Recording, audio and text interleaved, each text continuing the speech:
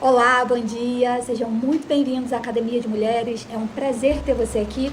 Nós estamos chegando ao fim das nossas devocionais sobre o livro de Provérbios, mas daqui a uma semana nós vamos estar iniciando as devocionais sobre o livro de Neemias. Então eu te convido a estar conosco na próxima semana e aprendendo um pouco mais sobre mais um livro bíblico, amém? Na nossa devocional de hoje eu vou tentar abordar 2 temas dentro desse capítulo que me chamaram muita atenção. E o primeiro vai ser sobre liderança e correção aos filhos. Em Provérbios capítulo 29, versículos 15 e 17 vai dizer: é bom corrigir e disciplinar a criança. Quando todas as suas vontades são feitas, ela acaba fazendo a sua mãe passar vergonha. Corrija os seus filhos e eles serão para você motivo de orgulho e não de vergonha. Se você observou, o capítulo de hoje, em sua grande totalidade, vai estar falando sobre governos e governantes. E eu achei muito inusitado quando no meio desse contexto surge 2 conselhos sobre a criação dos filhos. E isso me fez indagar o que tinha a ver estar falando sobre criação de filhos no meio de um contexto em que em grande parte é dito sobre liderança e governança. E o Senhor, Ele despertou no meu coração o desejo de poder estar falando sobre a liderança que os pais precisam exercer dentro da sua casa. Se seu filho ele não reconhece qual é a figura de autoridade do lar, ele não vai conseguir reconhecer quais são as autoridades numa sociedade.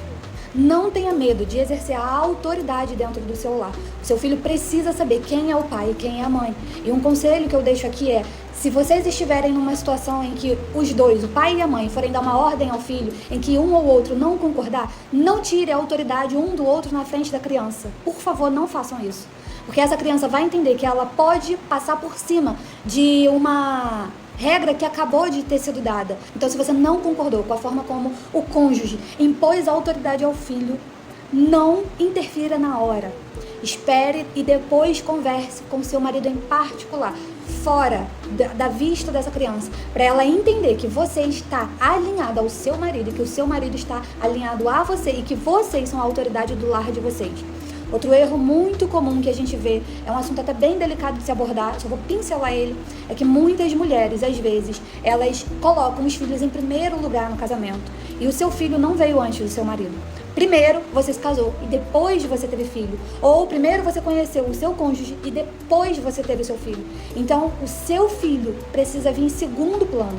Essa criança precisa do pai e da mãe juntos. E nós sabemos que no Brasil, no país em que vivemos, há um grande índice de mães solteiras ou pais solteiros, apesar de ser uma minoria. E uma criança, ela precisa de um parâmetro de mãe e um parâmetro de pai. Então, se você não cuidar bem do seu casamento, o seu filho pode ficar muito mal. Então, o casamento, ele vem em primeiro lugar. E o segundo tema que me chamou muito a atenção no capítulo de hoje foi o versículo 25, que eu vou estar lendo numa outra tradução, que diz: o medo da opinião dos homens pode paralisar. A confiança no Eterno o protegerá disso. Em outras palavras, o medo da opinião dos outros pode acabar paralisando a sua vida. E um segredo que eu gostaria de estar aqui compartilhando com vocês é que, ao exortar o seu amado discípulo Timóteo, Paulo nos ensina uma coisa. Em 2 Timóteo, capítulo 1, versículo 7, vai dizer: porque Deus não nos deu um espírito de medo. Em outras traduções vai dizer de covardia, mas de poder, de amor e de moderação. Em outras palavras vai dizer equilíbrio. E Luana, o que você quer dizer com isso? A própria Bíblia, ela explicitou algo importante. O medo é um espírito. Eu sei que você foi ensinado a vida inteira que o medo era um sentimento e que, inclusive, ele era muito bom para sobrevivência. Só que aprendemos aqui, com o ensino de Paulo, que o medo ele é um espírito. E lá, em Provérbios, nós vemos que esse espírito, se dermos ouvido a ele, nós podemos paralisar. Então, qual é o antídoto para poder vencer isso?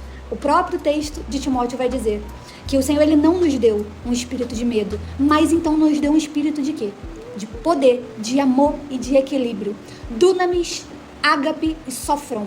Então que hoje você possa entender que você tem o dunamis, o poder do Senhor na sua vida para enfrentar qualquer situação, porque o nosso Deus é um Deus poderoso. Que você tenha o ágape dele sobre a sua vida, que é o amor dele derramado na cruz do Calvário por você. E que com o sangue dele, que representa o amor dele sacrificial por nós na cruz, e ele é o nosso motivo de salvação, Você não deve se amedrontar diante das circunstâncias da vida. E que o sofrão do Senhor esteja contigo, que é o equilíbrio. Que você tenha equilíbrio nas suas emoções, na sua saúde mental, na sua vida emocional, na sua alma. Equilíbrio de Deus para a sua vida. Eu te abençoo com essa palavra, graça e paz.